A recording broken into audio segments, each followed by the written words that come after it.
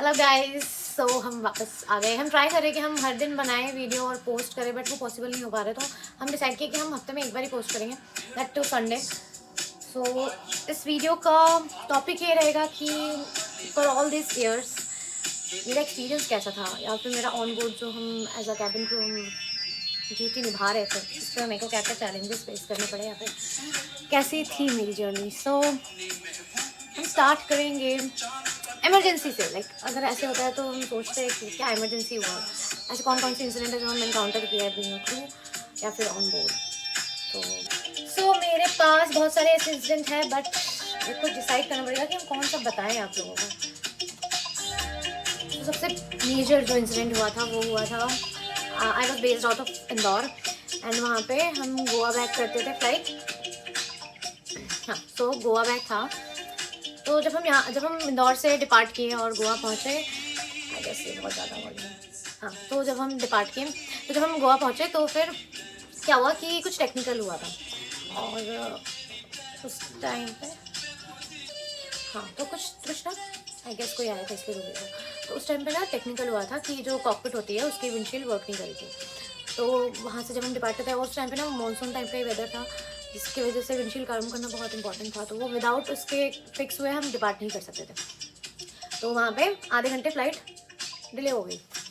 अभी वहाँ से जब आते हैं ना, गोवा के जो पैसेंजर्स होते हैं वो बहुत ज़्यादा अलग मूड में रहते हैं, वेकेशन से आए हैं, बहुत टायर्ड रहते हैं, बहुत थर्स्टी रहते हैं, हमें पहले से प्रिपेयर करके रखना पड़ता है वाटर पे। तो उस टाइम पे क्या हुआ कि वहाँ पे आधे घंटे डिले हुआ, फिर हम डिपार्ट कर गए, एंड देन हम लैंड करने वाले थे इंदौर। वो लास्ट सेक्टर ही था, इट वॉज लाइक कि मतलब Indore to Goa and then Goa to Indore. तो क्या हुआ कि जब हम लैंड करने वाले थे, कैबिन सिक्योर था, सारे चेक्स पास हो चुके थे, पर सडन हम सब लैंड करने के लिए, इवन क्रू भी अपने जमसी पे बैठ चुके थे। आई वॉज L2 और फिर हम आग पे थे, और मेरी साथ जो थी R2, उसको सिर्फ 2 महीने हुए थे फ्लाई करते हुए, और मेरे को 2 साल हो चुका था। तो अचानक से एक अनाउंसमेंट होता है, तो क्या था, लीड टू द कॉकपिट। अब हम सब शॉक, मतलब एक छोटा सा हार्ट अटैक तो आ ही गया था, एंड हमें पता नहीं था कि क्या। एंड जब क्या होता है ना, लैंडिंग गियर जब बाहर आते हैं तो साउंड आ जाता है कि हाँ अब लैंडिंग गियर्स बाहर आ गए हैं, तो स्टार्ट करना है 30 सेकेंड के। उसके बाद फिर जब ये अनाउंसमेंट सुना तो हम R2 को देखते, R2 मेरे को देखती थी, मैंने लाइक कि अब क्या होगा। मतलब ये ऐसा अनाउंसमेंट है जो कि इमरजेंसी पे लिया जाता है, करते कैप्टन। और फिर कुछ नहीं, हम आए, हमें जो हमारा प्रोसीजर फॉलो करना था हमने किया। उसके बाद फिर हम गए वापस। जब लीड आई जो R1, तो लीड को क्या होता है, कुछ इमरजेंसी होता है, lead to the cockpit means की वो लीड जाएंगी, वो ब्रीफिंग लेके आएंगे और हमें बताएंगे कि एक्चुअल में हुआ क्या है। एंड फिर हमने जब ब्रीफिंग की, हम आपको एकदम सीक्वेंस वाइज नहीं बता सकते, बट हम आपको बता रहे हैं। तो फिर हमने ब्रीफिंग किया, उसके बाद फिर हमें पता चला कि इमरजेंसी लैंडिंग होने वाली है इंदौर में। फिर हमारे पास टाइम बचा है सिर्फ 10 मिनट। उसके बाद इवैक्यूएशन 99% रिक्वायर्ड है, और क्या था एक, हाँ, फिर हमने अपने अपने वॉचेस टाइम सेम किए, वो भी एक प्रोसीजर का पार्ट है। उसके बाद फिर हमें जो डेमो वगैरह था हमने प्रिपेयर कर रखा था, जो प्रोसीजर था वो सब किया हमने, सिक्योरेंस किया वापस से।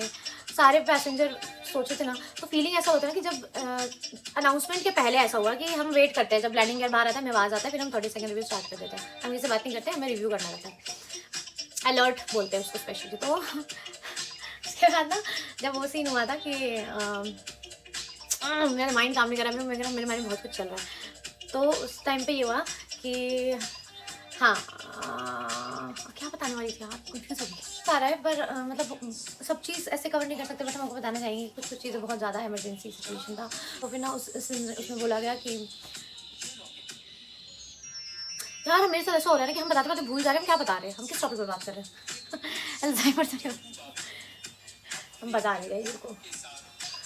तो ये जो गोवा वाला इंसिडेंट है वो हुआ था उस दिन, मेरे को याद है उस दिन लास्ट सोमवार ही था, शिवरात्रि चल रहा था, और वो लास्ट सोमवार ही था, मेरा भी फास्टिंग था, बट हम क्योंकि मेरा फ्लाइट लग गया था तो हम फास्ट नहीं कर सकते थे, तो हम फ्रूट्स वगैरह खाकर गए थे। एंड वो भी 2 सेक्टर था, तो ज़्यादा टाइम नहीं लगता, 1.5 घंटे की सेक्टर होती है। तो इंदौर से Goa 1.5 hour and then way back. तो जब कैप्टन ने ऐसा अनाउंस किया कि लीड टू द कॉकपिट, मतलब ऐसा लग रहा था कि भाई इस लास्ट सोमवारी के दिन मेरे को नहीं टपकना फिर।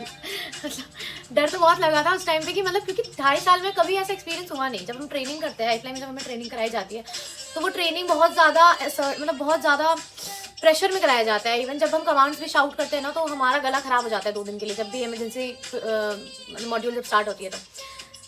पर वो चीज़ ना एक्चुअल में हो रहा था। हम सब विश करते थे ट्रेनिंग में कि ऐसा कभी इंसिडेंट हो ना, पर जब ऐसा हुआ तो मतलब हमें लगा था कि भाई, और मेरी जो R2 थी उसको क्योंकि सिर्फ 2 महीने हुए थे काम फ्लाई करते हुए, तो वो बहुत ज़्यादा पैनिक कर गई थी।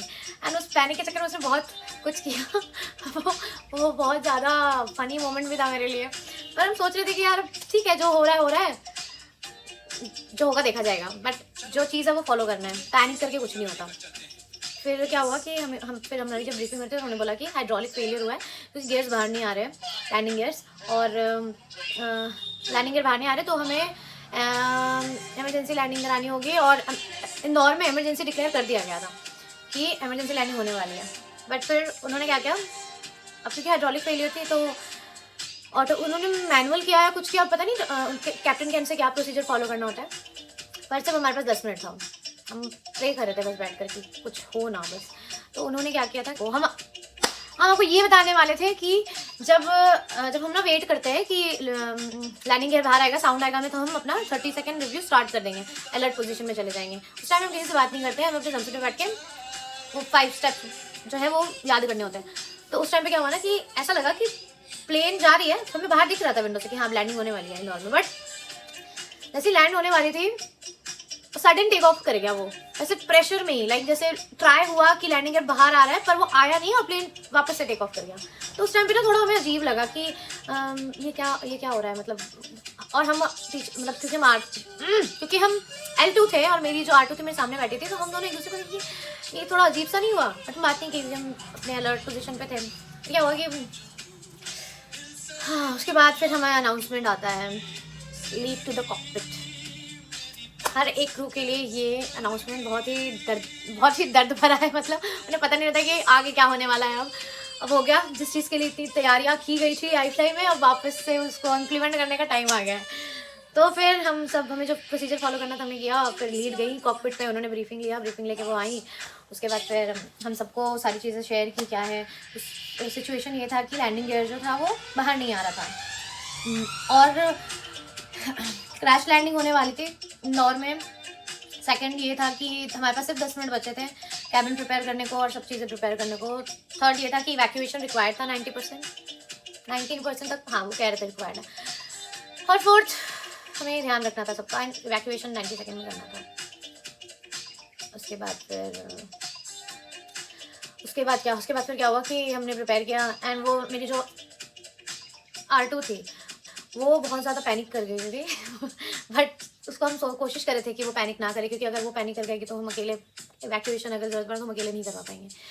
उसके मजाक उड़ा रहे थे कि यार कोई बात नहीं, तुम मेरे को छोड़ देना, अगर तुमको लगे तुम्हारे जान पे आ रहा है तो तुम मेरे को छोड़ देना, अगर हम बेहोश भी हो गए तो छोड़ देना मेरे को, कोई बात नहीं। फिर हम सोचे क्या, फ़ोन तो हमारा सब रखा हुआ था, हम सोचे कि यार फ़ोन निकाल के एक टेक्स्ट कर दे क्या, बट ये सब अलाउड नहीं होता तो हम नहीं कर सकते, मजाक। तो मेरे माइंड में आ रहा था क्योंकि मेरा वो लास्ट था सोमवारी, मतलब तो भाई शिव चम्मू ही बचाएंगे, भगवान ही बचा सकते हैं। आज तो फास्ट भी किया, फास्टिंग के दिन नहीं मरना चाहते हम अगर कुछ इमरजेंसी होता है तो। फिर क्या हुआ टाइम, हम वापस से कैबिन वगैरह जो भी चीज़ें थी वो डन की। उसके बाद फिर हम बैठे अपने सीट पे वापस से, सारे पैसेंजर लोग ना सब देख रहे थे कि अचानक से क्या हो गया, कुछ तो अजीब हो रहा है कैबिन में जो यूजुअली नहीं होता है। हाँ, उसके बाद फिर जल्दी बताते हैं। उसके बाद फिर क्या हुआ, लैंडिंग होने वाली थी, टच डाउन होने ही वाला था, हम बस प्रे कर रहे थे। And by God grace emergency हुआ नहीं कुछ भी, क्योंकि उन्होंने क्या किया था, अब क्योंकि बिकॉज ऑफ द ग्रेविटी उन्होंने hydraulic failure I guess landing के बाहर नहीं आया था ऑटोमेटिकली जैसे आता है स्विच देने से, बट उन्होंने कुछ मैनुअल किया था जिससे क्या हुआ कि बिकॉज ऑफ द ग्रेविटी और वेट ऑफ द व्हील्स वो बाहर आ गया। बट चीज़ ये थी ना कि जब लैंडिंग गियर्स बाहर आते हैं तो उसकी जो फ्लैप है वो वापस जाती है, पर वो वापस नहीं गई थी, फ्लैप्स बाहर ही लटकी हुई थी। तो उस पोजीशन में ही हमें लैंडिंग कराना था। एंड पता है कैप्टन ने इतना स्मूथ लैंडिंग कराया, इतना बटर की तरह, मतलब पता ही नहीं चला। मुझे लगता है कैप्टन ने सारी एक्सपीरियंस अपनी उसी में लगा दी होगी फ्लाइट में मतलब फ्लाइट एकदम मक्खन की तरह ऐसे गया प्लेन। और फिर जाके वो रुका, कोई अनाउंसमेंट नहीं, कुछ भी नहीं, हम सब वेट कर रहे थे फर्दर इंस्ट्रक्शन का या फिर कुछ तो हुआ नहीं, बट इमरजेंसी कुछ हुआ नहीं था, बहुत स्मूथली प्लेन लैंड की। और मेरे माइंड में ये सब चल रहा था ना कि भाई इंदौर का रनवे बहुत ही छोटा है और साइड में ही शॉप्स है, छोटे छोटे कैफेज है और बड़ा नहीं है। अगर ऐसा होता भी ना कि क्रैश लैंडिंग होता तो भाई फ्लाइट प्लेन कहाँ टकराता, क्या होता, ये सब सोच के दिमाग ख़राब हो रहा था, बट कुछ हुआ नहीं। उसके बाद फिर क्या हुआ कि क्योंकि इमरजेंसी डिक्लेयर था इमरजेंसी एयरपोर्ट पे, तो जब लैंड होता हमने देखा कि fire brigade, CISF, police, media, ambulance सब रनवे के दोनों साइड पे खड़े थे, ऐसे चार होकर। और फिर जहाँ पे हमारा पार्किंग वे, जहाँ पे हमारा एयरक्राफ्ट पार्क हुआ था, वहाँ पे सामने CISF वगैरह सब लोग थे। अब क्या हुआ कि अब आगे फर्दर तो बहुत चीज़ें हुई थी, बताया नहीं गया था, हम बताते भी नहीं वैसे, बट जब चीज़ें हुई और वो फ्लाइट जो थी वो रायपुर जा रही थी वापस, उसमें ट्रांजिट पैसेंजर भी थे। फिर कैप्टन ने आके अनाउंसमेंट वगैरह की, शोर मच गई। फिर हम एयरक्राफ्ट में ही फंसे रहे, क्योंकि वहाँ जो ट्रांजिट पैसेंजर थे वो कह रहे थे हम इस प्लेन में नहीं जाएंगे रायपुर, आप कुछ करो इसका। तो बहुत चीज़ें हुई थी। जहाँ हम 5:30 बजे लैंड करके घर पहुँच जाते थे 7 बजे तक, 9 साढ़े 9 पे हम लोग घर पहुँचे थे, क्योंकि हम लोग एयरक्राफ्ट से नहीं निकल पा रहे थे और CISF हमें वो छोड़े थे हमारे पार्किंग तक, क्योंकि बिकॉज ऑफ द पैसेंजर। तो ये सब चीज़ें होती। तो ये सबसे पहला नहीं है, लास्ट ये कब की बात है, अभी जो शिवरात्रि गई है 2025 में, उस टाइम की जुलाई के 12 ये। हाँ, तो ये इंसिडेंट सबसे बड़ा इंसिडेंट था मेरे लिए। सेकेंड था शायद सेकेंड वाला कुछ इमरजेंसी नहीं था, बट इंटरनली वो बहुत बड़ी चीज़ हुई थी फ्लाइट पे, क्योंकि थी कि हम बैंगलोर से, हमारा बैंगलोर ले ओवर था, हम बैंगलोर से आ रहे थे और बिकॉज ऑफ कैप्टन के लिए 4 सेक्टर करते थे और हम सिर्फ 3 सेक्टर करते थे आई गेस। हाँ, तो उसमें क्या हुआ कि लास्ट सेक्टर में कैप्टन चेंज होते थे, लास्ट सेक्टर में कैप्टन चेंज होते और वो कैप्टन, हाँ, हमने देहरादून बैक किया था बैंगलोर से और फिर हम बैंगलोर से इंदौर आने वाले थे। उस टाइम पे भी हम L2 थे और मेरे साथ R2 कौन थी, तो एक और क्रू थी, वो भी इंदौर की थी। हम सारे इंदौर की क्रू थे। फिर क्या हुआ कि हम लेवर से जब आ रहे थे तो लास्ट सेक्टर में हमारे जो बैंगलोर टू इंदौर था वहाँ पे कैप्टन चेंज थे। तो वो जो कैप्टन आ रहे थे हमें जो इंदौर लेके जाते, वो कैप्टन कोची से आ रहे थे फ्लाइट लेके, और फिर वो वहाँ पे उनका एयरक्राफ्ट चेंज होता, वो हमारे फ्लाइट पे आते हैं और फिर जाते वो इंदौर, वो वहाँ पे इंदौर उनका लेओवर रहता है, नेक्स्ट डे वो कुछ पैटर्न करके वापस अपने बेस जाते। तो हमारे साथ क्या हुआ कि हम वेट कर रहे हैं अब, क्योंकि कोची की जो फ्लाइट थी वो डिले थी, तो हमारा डिले हो गया, उस वजह से हम बैंगलोर में वेट कर रहे थे उस कैप्टन का। फिर जब वो आए, अब क्योंकि मेरे सब कुछ सिक्योर था तो हम आगे लीड के साथ बात कर रहे थे। तो जब वो आए ना, कैप्टन बहुत ज़्यादा टायर्ड लग रहे थे, मतलब कि बहुत ऐसा लग रहा था कि वो खत्म हो चुके हैं अंदर से। वो आते के साथ बोले थे कि मैं लीड को कि टेक ऑफ के बाद मेरे को डिनर दे देना, क्योंकि वो डिनर भी नहीं कर पाए थे पिछले फ्लाइट पे। तो हम लोगों ने बोला ठीक है। उसके बाद फिर क्या हुआ, कैबिन सिक्योर हो गया एंड बैंगलोर में टैक्सी टाइम बहुत ज़्यादा होता है, तो हमने कैबिन सिक्योर हो गया, हम सिक्योरिटी दे रहे थे, पीछे कुछ पैसेंजर पानी मांग रहे थे, वो सर्व हो रहा था, हम जाकर अपनी सीट पे बैठे एंड देन सीट पे बैठे एंड मेरी जो लीड थी वो पीछे आई, लास्ट में सब कुछ चेक किया उन्होंने, उसके बाद फिर वो आगे ही जा रही थी। और फिर क्या हुआ कि मेरी जो R2 थी, R2 पानी सर्व कर रही थी 27-28 रो पे आई गेस, और हम बैठ चुके थे, हम वेट कर रहे थे कि मेरी R2 आके बैठेगी एंड देन हम वापस से हमें चेक पास करना होता, तो हम चेक पास करेंगे। पर जैसे ही R2 आई, वो पानी दे रही थी, सडन ऐसा फील हुआ कि टेक ऑफ हो रहा है, टेक ऑफ हो रहा था, मतलब वो दोनों पीछे आए, R2 की जो सीट थी, जमशीट R2 अपनी सीट पे बैठ गई और एडिशनल जो सीट होता है क्रू का उस पर लीड बैठी और फिर हम टेक ऑफ कर गए। और ये चीज़ बहुत बड़ा मतलब सेफ्टी लैप्स है, और तो हम तीनों एक दूसरे को बस देख रहे थे कि टेक ऑफ ही हो रहा है, क्योंकि commencement of take off roll मतलब टेक ऑफ हो चुका है। वो आपको पता होगी कि मतलब एक फ्लाइट जब कमेंस होता है टेक ऑफ तो 300 किलोमीटर के स्पीड से वो उड़ती है। तो फिर क्या हुआ, हम सब एक दूसरे को देख रहे हैं, लीड तो पूरी फायर हो चुकी थी और वो कह रही थी कि लाइक जाके टेक ऑफ के बाद बताएंगे, बट ये बहुत बड़ा सेफ्टी लैब्स है, बहुत चीज़ें थी, बहुत सारी चीज़ें आ सकती है, मतलब safety has gone for a toss. फिर क्या हुआ, टेक ऑफ के बाद गई तो वो बता रही है कैप्टन डिनाई कर रहे थे।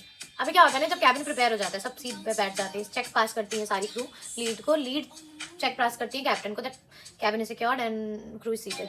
और फिर जो भी चीज़ है जैसे भी अपने अपने में बताती है कैप्टन को कि हाँ आप सिक्योर्ड है, अब take off, we are now ready for take off. पर उन्होंने कहा कि आपने तो प्रेस किया था, क्या प्रेस किया तो नहीं बता सकते। तो लीड को कह रहे थे कि आपने प्रेस किया था। तो लीड ने बोला, लीड का कि हम तो पीछे ही थे, हम तो आगे आए ही नहीं, आपको सिक्योरिटी हम दिए ही नहीं, चेक पास ही नहीं किया, आपने टेक ऑफ कैसे किया।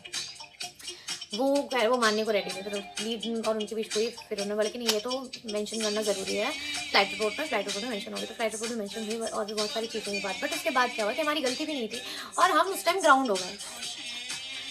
क्यों बोलेंगे, इन्वेस्टिगेशन करना है तो आप करो, बट हमारा और उसके पैसे भी नहीं मिलते अगर आपको ग्राउंड करते हैं तो, जो भी चीज़ हुआ इंसिडेंट। तो ये चीज़ हुई थी सेकंड की। ये बहुत बड़ी चीज़ है कि आप क्रू नहीं बैठी और टेक ऑफ कर गए हैं, क्रू को चोट लग सकता था। अगर आपको चेक पास नहीं हुआ मतलब कि कैबिन सिक्योर्ड नहीं है, विदाउट कैबिन सिक्योर्ड आप टेक ऑफ नहीं कर सकते हो। पर वो इतने ज़्यादा थके हुए थे, उनको बोला वो बहुत ज़्यादा फटीग थे, उनका लास्ट सेक्टर था, फ्लाइट जहाँ से वो लेके आ रहे थे वो ऑलरेडी डिले थी, बहुत सारी चीज़ें आ गई थी बीच में। तो ये दूसरा था story incident, this is not story, ये सारे इंसिडेंट हैं। तीसरी इंसिडेंट ये है, हम ऐसे ही कुछ पैटर्न कर रहे थे, याद नहीं आ रहा कौन सा वो पैटर्न था, गोवा बैग ही था, गोवा बैग था या कुछ था, मेरे को इसलिए याद है ना गोवा बैग क्योंकि हम बहुत ज़्यादा इंदौर से गोवा बैग करते थे, क्योंकि एयरबस की फ्लाइट ज़्यादा थी नहीं, तो वो लेओवर थी बैंगलोर, अदरवाइज वो डे रिटर्न 2 सेक्टर ही थे, Chandigarh bag, Jammu bag, Goa bag ऐसे ही। तो कोई चंडीगढ़ बैग या जम्मू बैग ऐसे ही कोई होगा फ्लाइट, उस पर थी मेरी प्यारी सी लीड। हम सारे देश में कोई एक लीड होती है जो सबकी प्यारी होती है। तो क्या हुआ कि सडन ना हम टेक ऑफ कर गए, फिर हम कार्ट पीछे गैली में, और उस दिन भी हम L2 ही थे। तो जब हम प्रिपेयर वो कर लिए, हाँ टेक ऑफ के बाद जब हम अपना कार्ट प्रिपेयर कर लिए तो ना मेरे को ना स्मेल आया, कुछ अजीब सा जलने का स्मेल आया।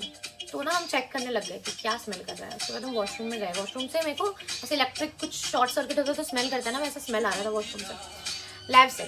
तो पहले वाले लैब में नहीं आया, दूसरे वाले लैब में आ रहा था, लैब जी में।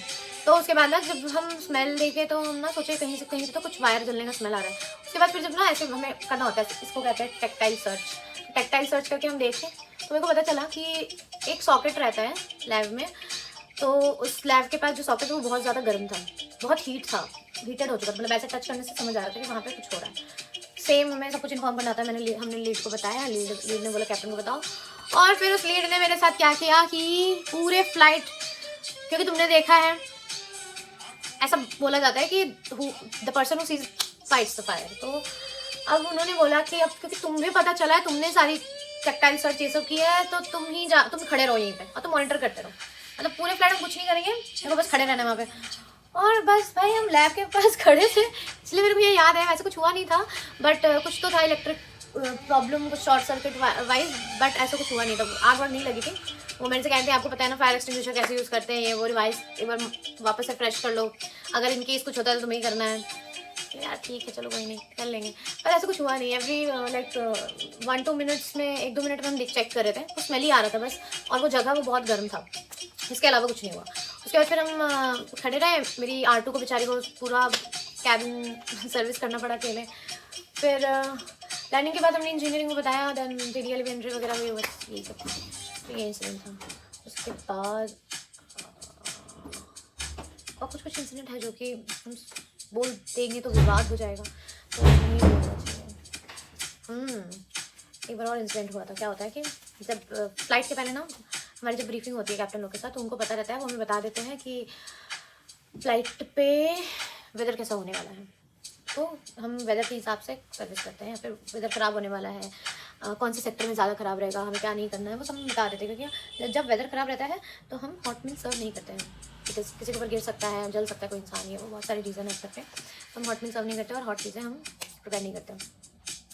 बट क्योंकि वो फ्लाइट जो था उसमें वैसे ही, क्योंकि हम डुअल ट्रेन थे, एयरबस और ATR दोनों ही, तो वो जो फ्लाइट था वो ATR की फ्लाइट थी।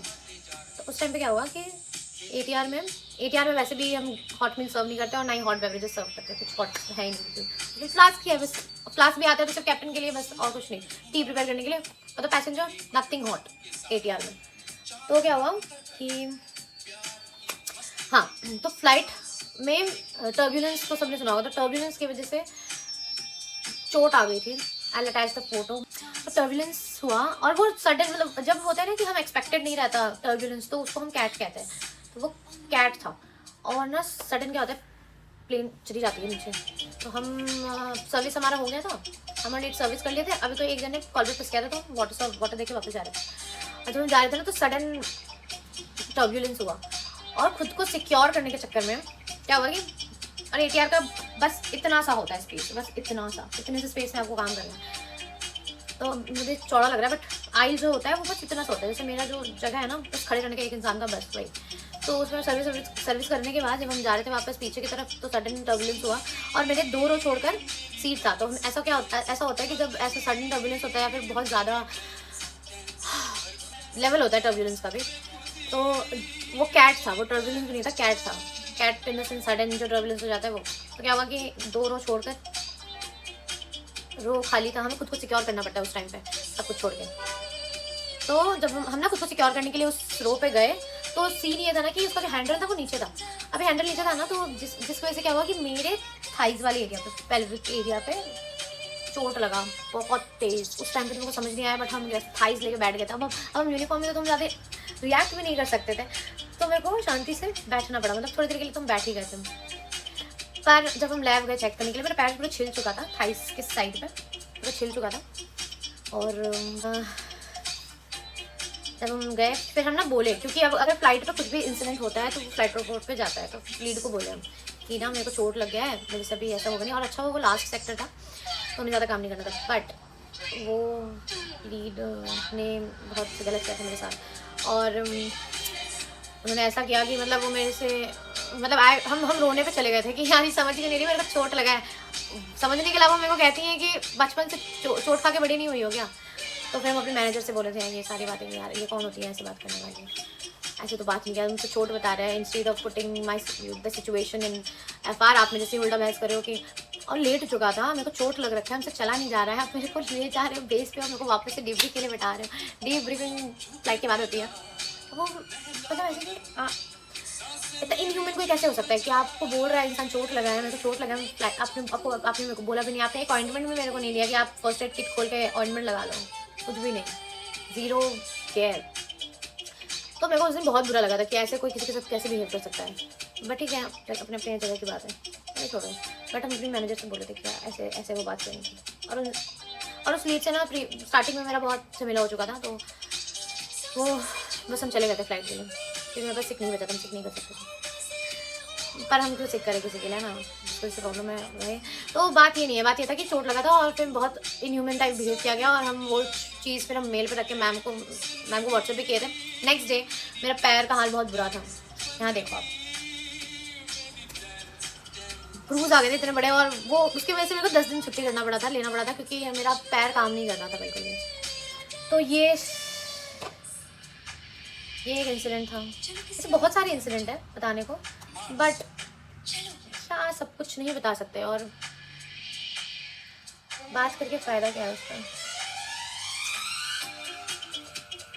तो ये वीडियो हम बहुत ज़्यादा जल्दी में बना रहे हैं, और आज सेम डे बना रहे हैं क्योंकि मेरे को टाइम नहीं मिल पा रहा था बिल्कुल भी बनाने का। हमको समझ नहीं आता हम कैसे रिकॉर्ड करें, कब क्या रिकॉर्ड करें, मेरे को टाइम ही नहीं मिलता।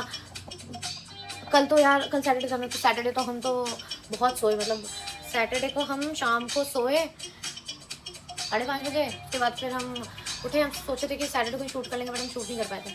तो या लीव, तो हम 15 घंटे सोए। आज सुबह 9 बजे उठे, उसके बाद जो रेस्ट काम था वो किया, उसके बाद फिर हम अभी वीडियो बना के अभी पोस्ट करेंगे थोड़ी देर में। तो ये था मेरे को सेकंड टॉपिक, ये था, ये कवर करना था कि मेरे फ्लाइट पे क्या क्या इमरजेंसी अभी हुआ ऑन बोर्ड अब तक। और भी बहुत 2-4 चीज़ें हैं मेरे माइंड में जो हम पहले कवर कर लेंगे, उसके बाद फिर हम सोचेंगे स्टार्ट करने का कि डेली वाइज या फिर वीकली वाइज हम क्या करें, क्या नहीं, वो हम पोस्ट करेंगे। अदर एक्टिविटीज़ जो होगा वो करेंगे। तो अभी हम बाय बाय सभी को। प्लीज़ स्टे मॉइस्चराइज्ड, क्योंकि बहुत ज़रूरत है। Secure your peace first, rest well to do well guys. Next हम देखते हैं नेक्स्ट वीक में हम कौन से टॉपिक कवर करेंगे। बट अगर आप लोगों को कुछ जानना हो या कुछ कंटेंट आपको किसी पे वीडियो चाहिए, आप लोगों को बता सकते हो, और हम उस पर वीडियो बनाएंगे। और जब हम ये सोचे हैं कि हम जब मेरा 100 सब्सक्राइबर होंगे तो हम एक Q&A रखेंगे, हाँ, पर 100 सब्सक्राइबर पे। ऐसे तो वो उनको ज़रूरत नहीं लगता, मुझे ज़्यादा फेमस नहीं है हम गाइस। करना चाहिए यार लोगों को, क्या ये तो पहले ही स्टार्ट कर देना चाहिए था, बट कोई बात नहीं, जो होता है समय पे हो जाता है। तो आप लोग बताओ, मतलब ऐसा नहीं है कि क्रू का लाइफ बहुत इजी है, बहुत टाइम अगर हाँ हम इस पर कवर कर सकते हैं, हम नेक्स्ट वीडियो इस पर बना सकते हैं कि लाइक मेरा हायरिंग एक्सपीरियंस कैसा था, या फिर ट्रेनिंग एक्सपीरियंस कैसा था, या फिर मेरा बेस एक्सपीरियंस कैसा था जो कि इंदौर था। इंदौर में बहुत स्टोरीज है बताने के लिए। हाँ एक और चीज़, pause pause pause guys, love yourself, go. मतलब ऐसे था कहीं पढ़ते पॉज, मतलब पॉज हो जाओ, हम आपको कुछ बता रहे हैं, लव योरसेल्फ देन गो, अब जाओ। तो गाइस ठीक है, टाटा, राधे राधे सभी को। और नेक्स्ट वीडियो हम नेक्स्ट संडे ही पोस्ट कर पाएंगे। उसके पहले हम सोच रहे हैं कि सॉन्ग गाना गाए और हम शॉर्ट्स पोस्ट करें। आप लोग मेरे को प्लीज़ कमेंट में बताना कौन सा सॉन्ग गाए हम, मतलब हम बहुत ही ज़्यादा वर्सेटाइल सिंगर है गाइस, हम सब गा लेते हैं, भोजपुरी गाने से लेके, मराठी गाने से लेके, पंजाबी गाने से लेके सब। तो आप मेरे को कमेंट्स में बताना कि हम कौन से सॉन्ग मतलब गा सकते हैं। हम पंजाबी गाना मेनली गाते हैं, और फिर बॉलीवुड के भी बहुत सारे मतलब प्यारे प्यारे गाने जो हम गाते रहते हैं, चलते फिरते गा देते हैं। तो एक अच्छे से जगह पर बैठ के गाएंगे और पोस्ट करेंगे फिर वीडियो। तब तक के लिए बाय बाय, राधे राधे।